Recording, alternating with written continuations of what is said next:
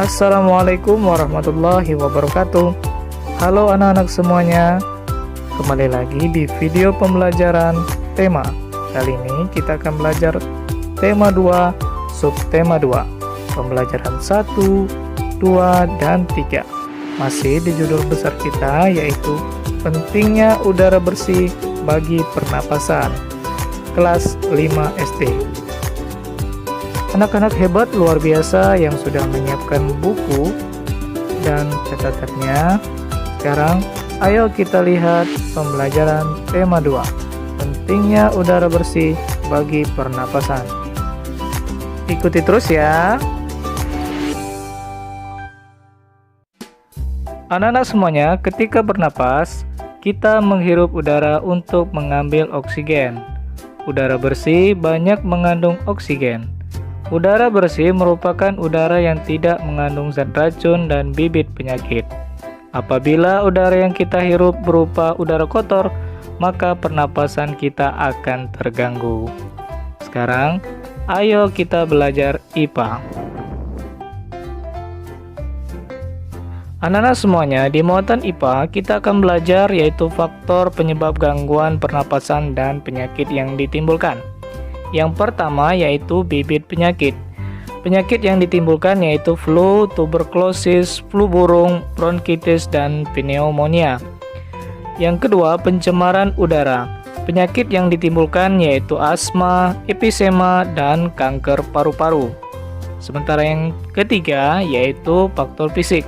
Penyakit yang ditimbulkan yaitu kelainan organ pernapasan yang terjadi sejak lahir sehingga memerlukan bantuan alat pernapasan. Penyakit pada organ pernapasan. Asma. Asma adalah penyumbatan saluran pernapasan yang dapat disebabkan oleh debu, udara dingin, alergi, atau kelelahan. Gejala yaitu dada terasa sesak, batuk, dan napas terasa berat. Pengobatan asma dapat dilakukan dengan memberikan inhaler. Penyakit pada organ pernapasan selanjutnya yaitu flu.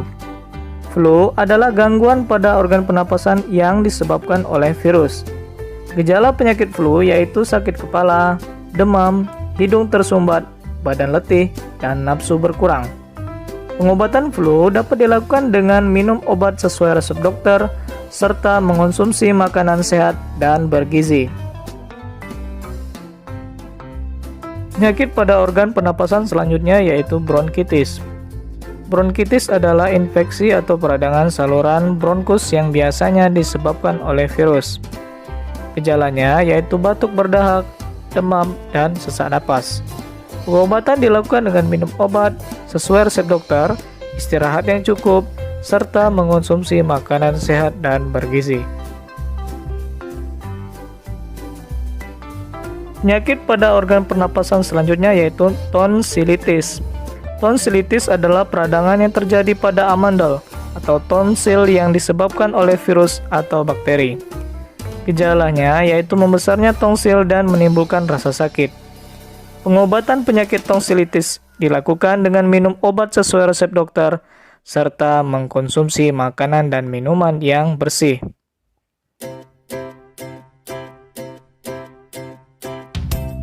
Penyakit pada organ pernapasan selanjutnya yaitu pneumonia. Pneumonia adalah peradangan pada bronkiolus dan alveolus karena infeksi bakteri, virus, atau jamur. Gejalanya yaitu batuk dengan dahak berdarah, sesak napas, nyeri dada, dan demam tinggi. Pengobatan penyakit pneumonia dilakukan dengan minum obat sesuai resep dokter.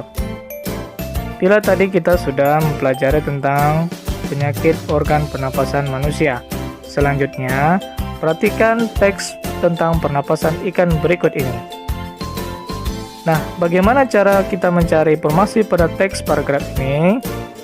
Ayo belajar bahasa Indonesia.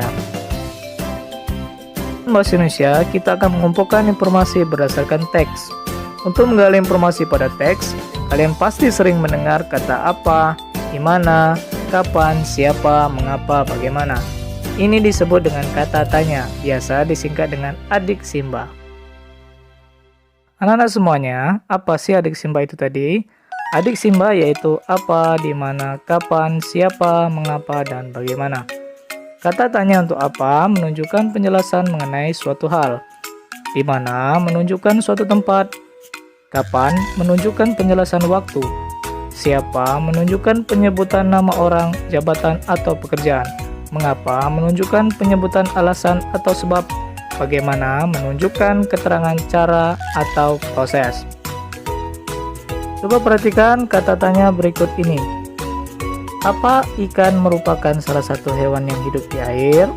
Jawaban, ya, ikan hidup di air. Bagaimana cara ikan bernapas? Jawaban, ikan bernapas dengan insang. Saat mulut ikan tertutup dan air mengalir ke bagian insang terbuka, maka terjadi pertukaran oksigen dan karbon dioksida. Sekarang, ayo belajar IPS. Di muatan IPS, kita akan belajar tentang jenis-jenis usaha yang dikelola secara perseorangan dan kelompok.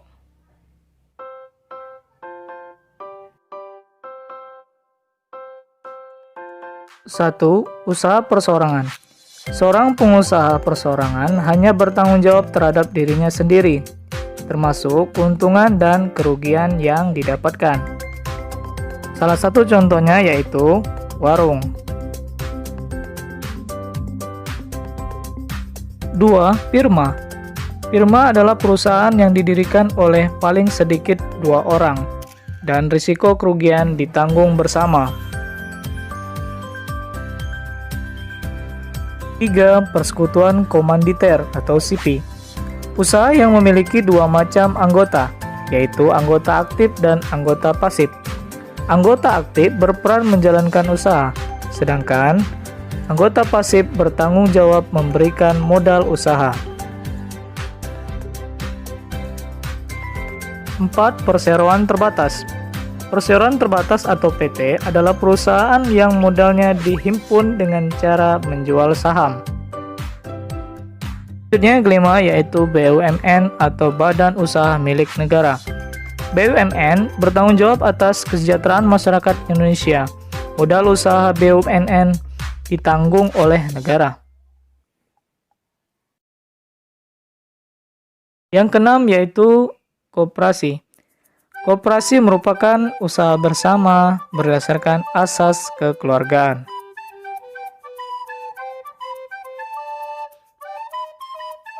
Setiap usaha yang kita jalani memiliki hak, kewajiban, dan tanggung jawab yang harus kita lakukan. Nah, apa itu hak, kewajiban, dan tanggung jawab? Ayo belajar PPKN.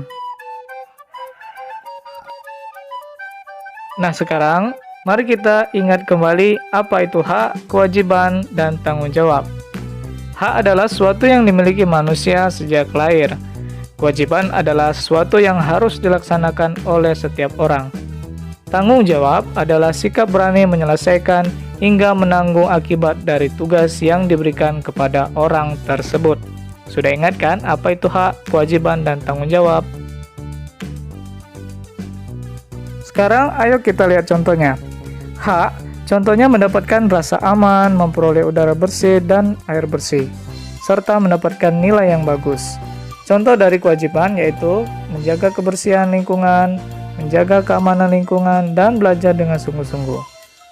Contoh dari bentuk rasa tanggung jawab yaitu melakukan kerja bakti dengan membersihkan lingkungan, melaksanakan ronda, dan melaksanakan piket kelas dengan rasa sungguh-sungguh.